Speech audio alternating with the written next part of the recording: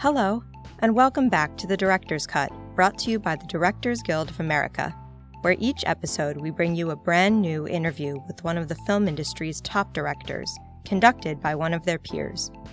Remember to subscribe to our podcast on Google Play Music, iTunes, Stitcher, or on our SoundCloud page at soundcloud.com/thedirectorscut. And if you're enjoying The Director's Cut, please take a moment to like, share, or comment. We love hearing your feedback.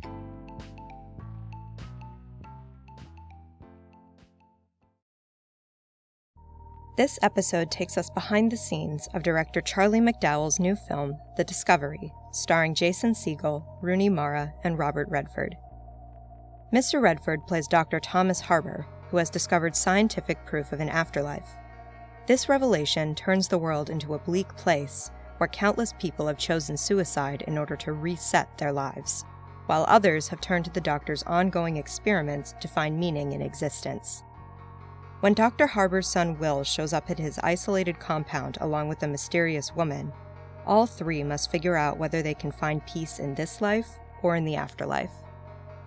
In addition to The Discovery, Mr. McDowell's credits include the feature film The One I Love, and episodes of the television series Silicon Valley and Dear White People. After a recent screening of the film at the DGA Theater in Los Angeles, Mr. McDowell spoke with fellow director Zal Batmanglij about making The Discovery. During their conversation, Mr. McDowell explains how the look and feel of the Rhode Island mansion he selected as a location greatly influenced the story, how he achieved one of the film's most striking shots by strapping a GoPro to his head and walking around a hospital, and how the theme of second chances often presents itself in his projects. Hey guys. Are you going to say how we know each other? Yeah, Charlie and I met 12 years ago at the AFI. Charlie was 21 and I was 23, and we were the youngest people in our grad school, and we were terrified, so we stuck together. Yeah, day one. Day one. And then I almost got kicked out of school on day two. But then you called your mom, who's in the movie. Yes. Yeah. And what was her advice? I don't know. Didn't you tell her that you're like, oh, I'm friends with this kid who almost got kicked out? And she's like, oh, but he seems like a nice guy. Isn't that her story? I don't know. Oh. Maybe that's in your head. I don't know. Yeah. Everyone's like, we don't care. Okay, so let's talk about this movie for a second. I watched it. I drove up to Sundance to see it on the big screen, braved 2 snowstorms, and got there 3 minutes before it started. And I was really into it. And then seeing it again last night on Netflix, I was into it even more the second time. It really blew my mind. But one of the things that stuck out for me was the cinematography is so beautiful, and the way that you put together the shots and the way that they're edited. I don't know. There was a really beautiful rhythm, and I was just wondering if you could talk a little bit about collaborating with the different, with your editor and with your DP and with the actors, because there was this one shot when Rooney Isla is drowned or is drowning, and he pulls her out, and you do sort of 2 singles and a master in one move. Sterla doing that. Do you know what I'm talking about? Yeah, well, that specifically was, the water was 42 degrees. Wow. We were all in wetsuits for 12 hours. Literally didn't take our wetsuits off. The actors were in wetsuits and had their clothes on top. So when we shot that scene, it was like we literally were, obviously trying to get the performance and the feeling and the vibe of it. But it was so fucking cold that it was so jarring to even be there and be in the scene. And for them, it really shook them in a really interesting way, because I think that you can see Jason's almost bug-eyed because he's in shock, literally. And that's what the character's sort of supposed to be feeling. So that was, I give Sterla the credit for that, because he's a sort of master of, I don't know if you guys have seen this film Victoria that he did.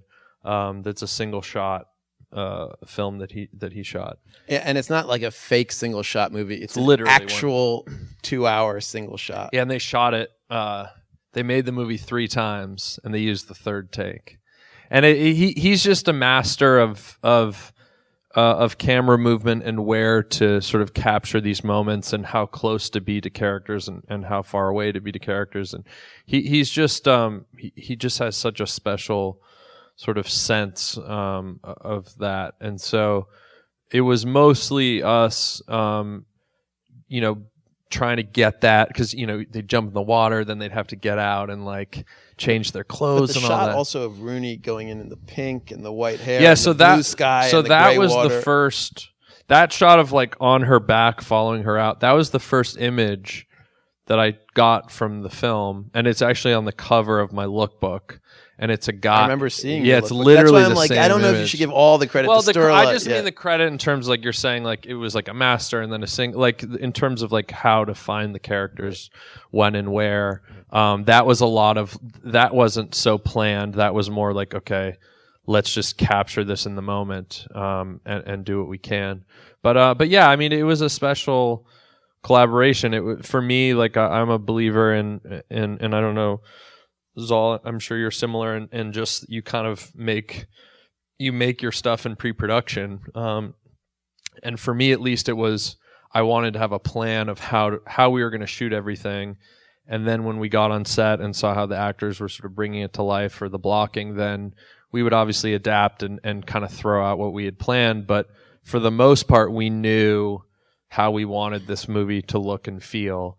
And especially the camera moves, which I wanted to be, very steady and specific as to when the camera's moving, or the angle in which we're shooting a character, and all of it, for me was sort of feeding into this. Like you said, watching it a second time, there's a different feeling to it once you sort of understand and know the place that we got to at the end. I mean, I think that's a really big high point with the Netflix experience, is that you can easily, like, any of you who are interested to do so can go and watch it a second time pretty easily.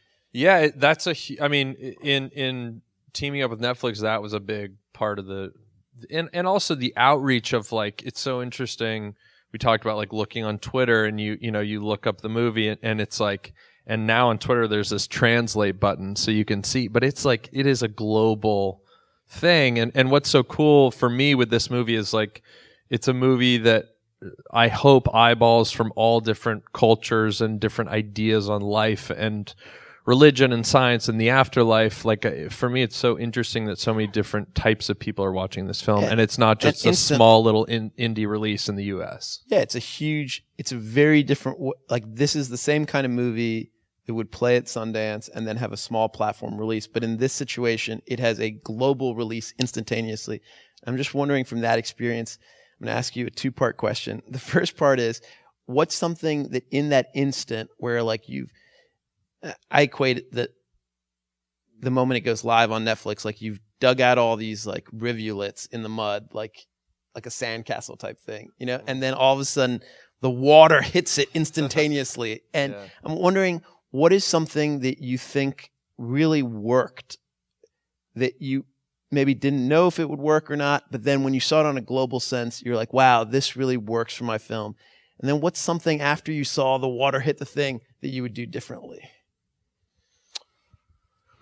Well, I don't know if I do it differently. Well, I mean, for better or for worse, I really made the movie I set out to make. And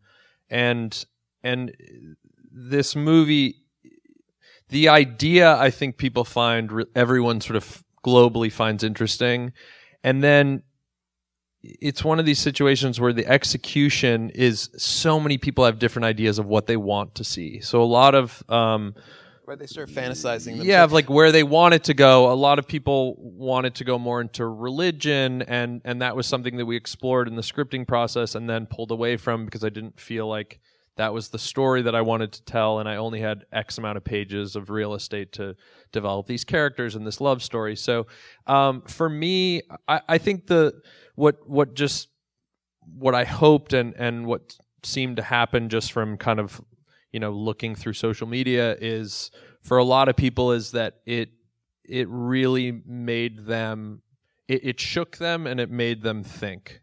and it made them have conversations with people afterwards, and they thought about the film for days afterwards. And that to me is the reason for making this. I have less of an interest in specifically preaching my beliefs for the audience. And for me, the hope is that the audience, each person sort of has a different experience depending on the makeup of who they are. So for me, like touching people in a way that made them want to have conversation or go online and sort of start having conversations with other people. That became very apparent through the Netflix of it all because it reaches so many people. And because it's an internet savvy crowd that it reaches. Yeah. So then going an extension to Twitter or Facebook or Instagram is a natural thing. Yeah.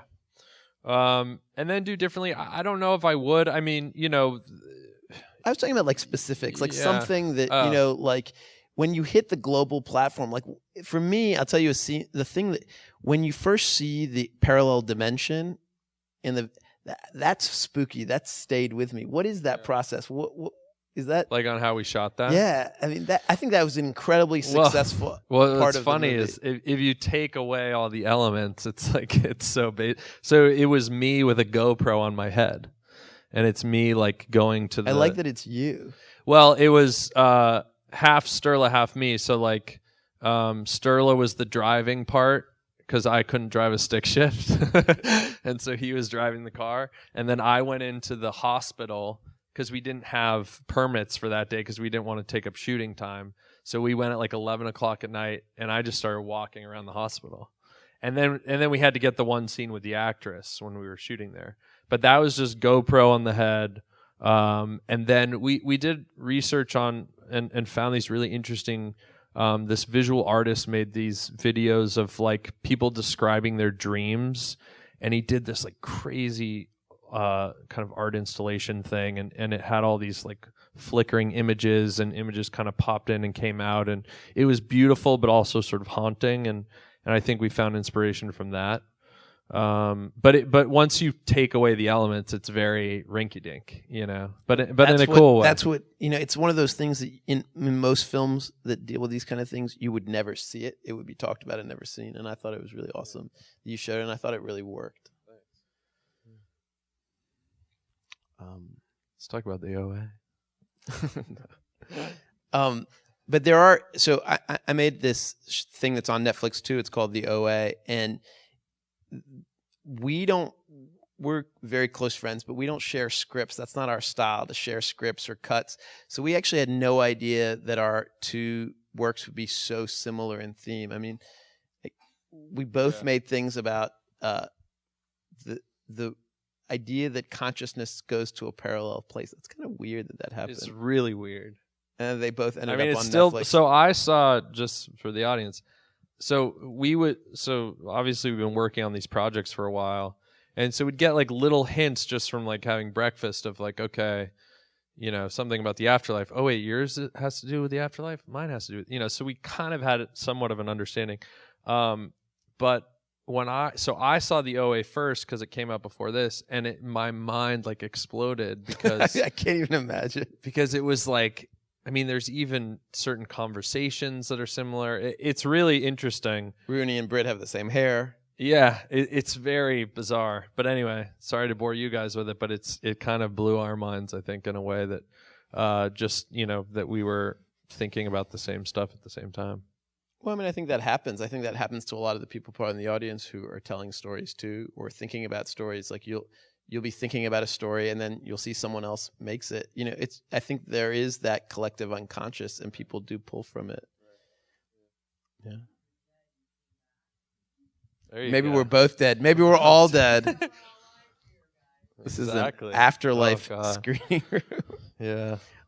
Talk about shooting in Rhode Island and working in that mansion, and like, how did you scout? Like, I thought the locations were great. And that ferry, one of the things that I love too is that ferry scene works really well. The first ferry scene, which of course you come back to at the end. And one of the things that's amazing about it is because it's not a process, it's all real, right? It's not blue screen. Yeah. The background's moving all the time, so it really keeps you engaged, even though it's very long when I watched it a second time, but it doesn't feel long at all. And well, the first part of your question. So the original title of the script was called Chillmark, and it's because we wanted to shoot on Martha's Vineyard in the town of Chillmark. And I think for me, like the first one I did, the one I love, was we built around a location. So it was like going to a place in Ojai, right? In Ojai, and building a story around a location. Like we didn't even have a story yet or characters or anything. So this had a somewhat of a similar vibe in that we had this idea of what if the afterlife was scientifically proven, what would happen, and we started to explore that and what we wanted to explore.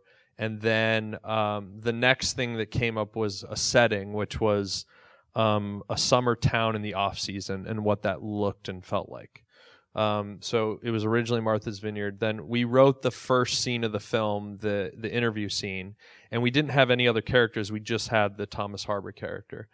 And then I gave those pages to Rooney. Rooney read them and said, she really responded to it and said she wanted to be in the film. So then again, like the one I love, it's sort of like, okay, well, what do we have? Let's write to that. So for us, it was like, okay, when you have someone as talented and as great as Rooney wanting to be in your film, you better write a really good part. So for us, it was sort of like, okay, let's write a love story where the focal point of the love story is this character.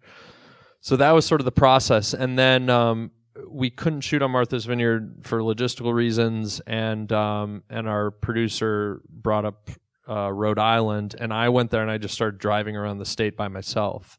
And I bumped into this realtor, and I was explaining what I wanted. It was actually originally much more like a sort of Martha, Marcy, May, Marlene, like that sort of farm community vibe where it's like multiple houses on a property and everyone's sort of living together outside. That was originally how we wrote it. And then, so I was describing it to this realtor, and she says, well, I don't know of a house or houses around here like that, but there's this crazy mansion that you should just look at. So we went over there and I looked at it, and I was just obsessed with it. It was like such a weird, there's like a haunted house on like the bottom floor that like kids come to it's just the weirdest place. There was it's the original Dark Shadows house, and then another film that maybe a few of you know is there was a 1970s porn shot there. What's called it called? I'll remember it because I keep forgetting, but I will remember. But while we were doing color correction, we pulled it up on the big screen, and it's like beautifully shot. So I was with my DP, and I was like, there was this like beautiful dolly shot going through the pillars, and I was like, why didn't we do that? But it lands on something a little different. But it's just this like it's a house with character, and I think that Justin and I sort of gravitate towards stuff like that, where locations become a sort of a character in the story. The one I love is definitely that, and this became that. So we started to kind of rewrite more specifically to that house, just because. And is the one I love on Netflix still? It's not anymore. Now it's really? on, it's on Amazon and iTunes, and but yeah, I think for whatever reason, I think we gravitate. I think it's because when you're sort of playing in that grounded sci-fi space, it's like you're using, less of like futuristic, big budget looking sets, and it's more about a grounded space where something is happening there. So I think that's why we gravitate towards a location becoming such a big part of our films. Yeah, I think that's a strong suit of yours. But yeah, the ferry scene. Yeah, that was like our next scene that we wrote, and it was kind of, okay, how do we explore these two characters while also exploring what's happening what's happening in the world globally, and introduce the Isla character. So that was kind of our main focus, I think, for many drafts, was that scene. We shot it in a day, and it was the kind of thing where we just drive out. One day? Yeah, that scene was, so all of that stuff was one day, and then the second day was all of the subconscious stuff that we shot in 16 millimeter. the stuff where he sees Isla when it's in the form of his subconscious. Yeah. Does anyone have a question? Yeah. Right. I'm curious too. Well, yeah. So it's such a specific kind of big concept. What was the inspiration or how do we come up with that, and what's the inspiration of doing this type of movie? So we wrapped the one. Literally, what happened was we wrapped The One I Love, and we're driving from Ojai to L.A., which is about an hour and a half drive. And I literally been shooting through the night, and I was so tired. And Justin was sitting there, and he said, "I have a new idea for a movie." And I was like, "Oh God, can't we just like take a nap or something?" And he just pitched me the what if the afterlife was scientifically proven? What would that mean? What would we as humans do? How would we react? So we started to kind of talk about it in this big global sense, and this idea of suicide came up.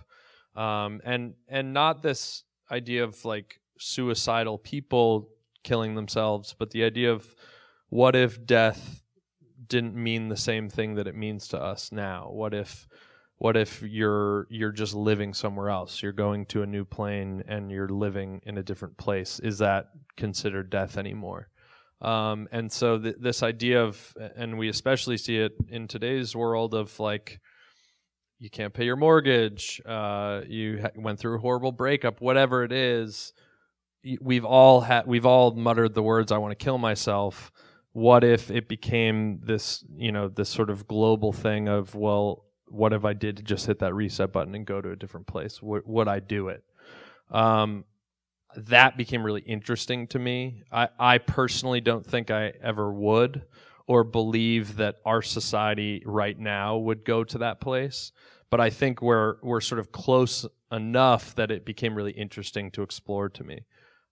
So for me, it was about taking that idea, which could be a really big, massive, Christopher Nolan version of it, which would be a great version of it, but not a version that I would be able to make. And so we kind of contained it and grounded it in character. And so for me, it became about this love story, became about a father-son story.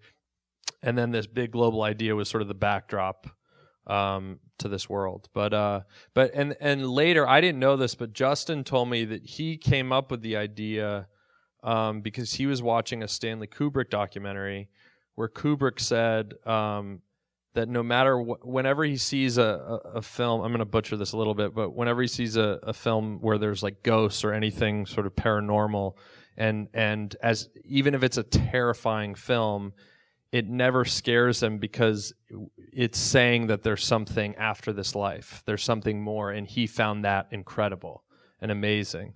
And I think that just got Justin's head spinning of, okay, well, what if that was proven? What if of going somewhere else was proven? So yeah, that's how it happened. What about you, Zal? I'm curious about this. Yeah, the same kind of thing for the OA. I have one more question for you. Both your movies, The One I Love, which by the way you guys should see if you haven't seen, because I think it's a brilliant movie, and especially because it was made for like $100,000. It's a brilliant movie, and both of these movies are about second chances, and pivotal moments, and the idea of something being losing love, having love and losing love. Did you know that both these movies, I mean, at least with my work, I look back and I'm like, whoa, these themes are all the same, but I didn't realize it at the time. Do you realize that you're doing that? Not really. I mean, I think you write what you feel. I don't know if it's as much I don't know if I write what I know. I think it's more I write what I'm just feeling. And people are always surprised that with The One I Love, after seeing it, that I hadn't been married before, because it's so specific to marriage. And for me, it was just like, but I've felt all those things before. So we wrote to that. And then this was, yes, I totally agree. It's about sort of second chance, but I think in a different way. For me, this idea of what the afterlife is what if you could go back and change something, which is a version of a second chance. But for me, it's not what I believe the afterlife is or where we go, but I just wanted to believe it. It was like that was like, and I tell this story. It's so stupid, but you'll know because you know she is. But there's a moment that I remember in my life when I was 7 years old, and I had this this British nanny that took care of me, and I was so mad at her one day, and she was dropping me off at school, and I turned around before I closed the door, and I said, why don't you go back to England where you belong? And I closed the door. And it's like, it haunts me every day. I hate it so much. And she doesn't even remember it. And it doesn't even mean anything to her. But it just is like, and I'm not saying that would be my afterlife, but it's like these moments in your life that are like, I mean, I'm 7 years old, and it's like I hated myself for saying that. It just upset me so much. And I think that this idea of like, that we wanted to explore with the movie is, what if you were Bill Murray in Groundhog Day, but you didn't know you were in Groundhog Day, It's like you're stuck in this place going back, but you don't even realize that you're there, and hopefully you're doing something a little bit better the next time. That became really interesting and also connects for us emotionally. So yeah. Well, thank you for making movies and for making this one. It was really nice talking to you. Thanks so much, you guys. Thank you, guys. Yeah. Thanks for listening to another DGA Q&A. You can check out past episodes of The Director's Cut wherever you listen to podcasts, or on our website at dga.org/podcast. Also, if you haven't already, be sure to subscribe so you won't miss an episode. And if you're enjoying the podcast, please like, share, and leave us a review. We love to hear your feedback. Thanks again for listening, and have a great week. This podcast is produced by the Directors Guild of America. Music is by Dan Wally.